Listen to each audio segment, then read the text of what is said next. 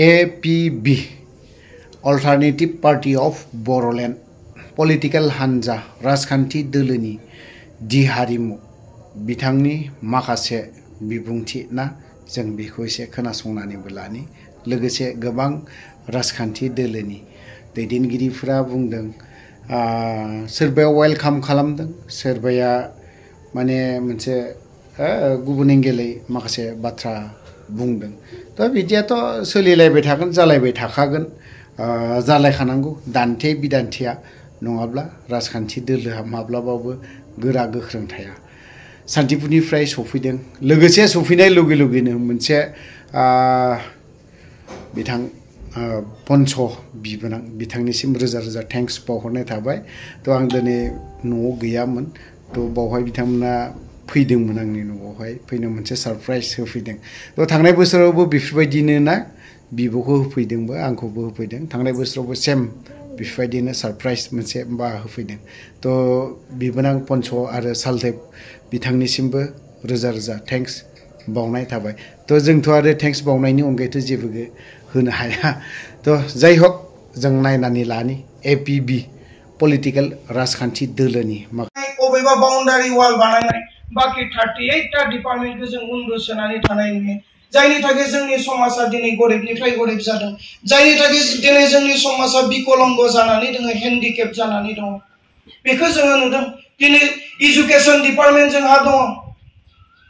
आङो प्रेक्टिकल जि समायावनोखि आं एलपि स्कुलाव फरायदोंमोन बै समायाव पृथिबीयाव ग्लबेलाइजेशन जायाखैमोन टेक्नोलजिया फैयाखैमोन आं बै समायाव एलपि स्कुलाव जि लेखाखौ फरायदोंमोन दिनै पृथिबीया ग्लबेलाइजेशन जाबाय टेक्नोलजियाबो जौगाबाय दिनै जुदि आं एलपि स्कुलाव थांनानै लेखाखौ बोरलानानै नायोब्ला बे लेसनखौनो नुगोन बे साबजेक्टखौनो नुगोन जेब्ला आं उदालगुरि कलेजाव ग्रेजुएशन खालामदोंमोन आं जि लेखाखौ फरायदोंमोन दिनैबो जुदि आं उदालगुरि कलेजाव थांनानै नायोब्ला बे लेखाखौनो नुगोन बे साबजेक्टखौनो नुगोन बे लेसनखौनो नुगोन आं मानो बुंदों मानोना जों बे लेखाजों बे साबजेक्ट लेसनजों जोंनि गथ'फ्रा डक्टर जानो गोनां बायदि जानो हायाखै इन्जिनियार जानो गोनां बायदि जानो हायाखै UPSC APSC NEET exam crack खालामनो हायाखै थेवबो जोंनि राजनेताफ्रा जोंनि गथ'फोरखौ बे साबजेक्ट लेसनखौनो फरायनांगौ होनना गोदोना हमनानै सरसोमबोनायखौ जों नुदों जायनि थाखाय जोंनि समाजाव उन्नति गैया आनइमप्लयमेन्टआ बांलांदों दिनै जों एग्जाम्पल हिसाबै नायहरनो हायो जापाननि चाइनानि गथ'फोरा क्लास 8 9 फरायब्लानो गथ'फोर गेलेग्रा खिलौना प्लास्टिकनि लबरनि खिलौना बनायनो रोङो कारेन्ट बाल्ब बनायनो रोङो साइकेल बनायनो रोङो बिथांमोना जेब्लानिकि 15-16 बोसोर जायो हाई सेकेन्डारि फरायो बिथांमोना इन्जिन बनायनो रोङो बिथांमोना साख्रि नागिरनानै हाफा मुवा जायाखै नाथाय दिनैनि तारिखाव जों मा जोङो मोननांगौ बायदि हिक्खाखौ मोनैखाय MA BA BCom BSc खालामनायनि उनावबो डकुमेन्ट्स लानानै गुबुननि दरखं जों साख्रि नागिरनो गोनां जादों मानोना गावनि आथिङाव गाव गसंनो हानाय सोलोंथाइखौ जोङो होनो रोङाखै जोंथ' मोनखायाखैसो जों जाम्बा जाखाबाय नाथाय दानि गोरलै गथ'फोरनोबो जुदि जोङो टेक्नोलजि आरो स्किल डेभेलपमेन्टखौ जोङो फोरोंनो हायाब्ला भबिष्यतआव आरो जोंनि समाजा गोरिबनिफ्राय गोरिब जालांगोन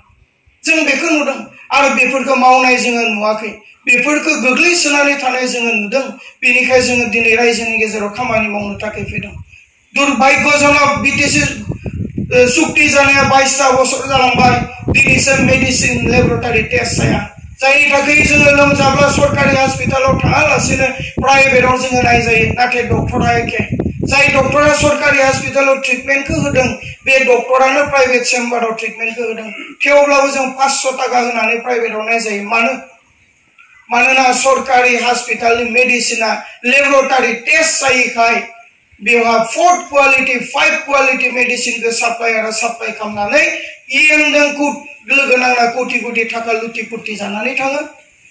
जोंखौ थै सोबनाय बायदि सोबदोंना सोबाखै दिनै जोङो प्रत्येक गामिफोराव थांनानै खबर मोनदों प्राय गामियावनो गल bladder kidney stone pressure stroke मानो जादों जों जि दैखौ लोंदों बे दैया हसाके लोंजानाय गोग्गो दै नंगौना नङा दिनै जोंहा बेखौ टेस्ट खालामनो थाखाय PHC डिपार्टमेन्ट दङ नाथाय दिनै उन्दुसोनानै थायो जुदि आंनि न'खरनि टिपकलनि दैया लोंजाग्रा दै नङाब्ला आं गोग्गो दै मोनलोंनायनिबो आंहा मोन्थाय दङ बेयाव सरकारा जगायनांगौ नाथाय जों मावनायखौ नुवाखै जोंनि मानसिफ्रा जायनि थाखाय किडनी स्टोन प्रेसार स्ट्रोक आरो गल ब्लाडारजों भुगिनो गोनां जादों इलेक्शन फैयोब्ला 5-10 हजार टाका 100-200 टाका होनोसै भटखौ लांनोसै जेब्लानोखि किडनी स्टन जागोन 50 हाजारनि हा बन्द होनांनोसै जोंनि अबस्थाया बे जोंखौ बेबायदियै भुगिनो गोनां खालामदों बेनिखाय मावनो होननानै जोङो बारग' एनडिबिफ्रा माखासे हमायसाफोरखौ रायजोनि गेजेराव नुदों आरो फैबाय थानाय समाव बे हमायसाफोरखौ समाधान खालामनो जोङो फैदों आनइमप्लयमेन्टनि प्रब्लेम दिनै गोबां गथ'फ्रा दिनै लेखा फरा लाबाय सोरबाया मेट्रिक पास खालामनो हायासै ओरैनो दङ सोरबाया ग्रेजुवेट खालामबाय एमए खालामबाय एमकम डिएससि खालामबाय ओरैनो दङ साख्रिया दंफांनि फिथाइ नङा खानानै मोना आनइमप्लयमेन्ट जोङो नांगौ बायदि शिक्षाखौ होनो हायासै टेक्न'लजिखौ जोङो फोरोंनो हायासै दिनै आनइमप्लयड जानानै थाबाय बिथांमोनखौ दिनै जों बबे लामाजों दैदेनगोन मा खामानि होगोन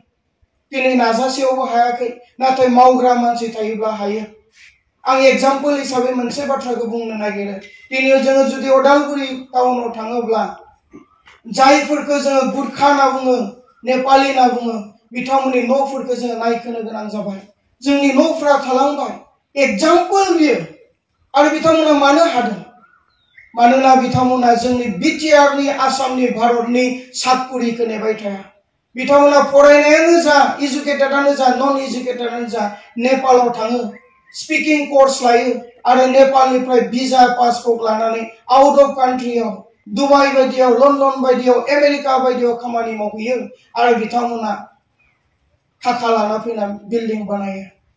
दिनै दुबाइयाव सासे रेस्टुरेन्टआव टेबल हुगारग्रा गथ'आबो जोंनि बिटिसिआव मास्टर मावग्रा सासे मानसिनिख्रुइ 3 गुन बारा दरमाहा मोननो हागौ बेयाव जुदि जोङो मास्टर मावोब्ला बेसेबां मोनगोन 40 निफ्राय 50 हाजार टाका किन्तु दुबाइयाव टेबल हुगारग्रा सासे गथ'आ 2 निफ्राय 2.5 लाख टाका मान्थलि सेलारि मोनो दिनै जों गरिब देशआव जोनोम मोनबाय जोंनि बिटिसिआव 700 कोटिनि बारा बाजेट जाया आरो बे बाजेटजों जोंनि न'खरफ्रोमखौबो जोङो ओंखाम बेदर जाहोनो हाया न' लुनानै होनो हाया नाथाय लामाखौथ' दिन्थिनो हायो दिनै जोंहा डिपार्टमेन्ट दंखायो इक'नमि एन्ड स्टेटिस्टिक्स डिपार्टमेन्ट दंखायो बे डिपार्टमेन्टनि गेजेरजों जोंनि इक'नमि सिस्टेमखौ माबायदि गोजौ फारसे लांगोन बेयाव खामानि मावनो जोंनो डिपार्टमेन्टखौनो होखादों नाथाय उन्दुसोनानै थानायखौ जों नुदों दिनै गुबुना हायोब्ला जोंबो हायो दिनै एजेन्सिफोरा फैदों जोंनि नार्सिं खालामहैनाय बिनानावफोरखौ सिंगापुराव नार्सिं खामानि मावहैनो थाखाय लांनो नागिरदों आरो बेयाव थांनोब्ला बै गथ'आ 4 लाख एडभान्स होग्रोनांगौ बै एजेन्सिनो गरिब न'खरनिफ्राय बोरै होगोन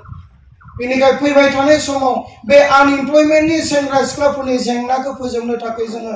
स्पिकिं कोर्स होनानै आउट अफ कान्ट्रियाव जेरावनिखि भारतनिख्रुइ केरेन्सिया गोजौआव बेबायदि जायगाफोराव जों प्लेसमेन्ट नागिरनानै बबेबा एनजिअ बबेबा कम्पानियाव बबेबा हटेलाव जोङो टाइप खालामनानै जोंनि सरकारा बेयाव सेंग्रा सिख्लाफोरखौ जोङो दैथायलांगोन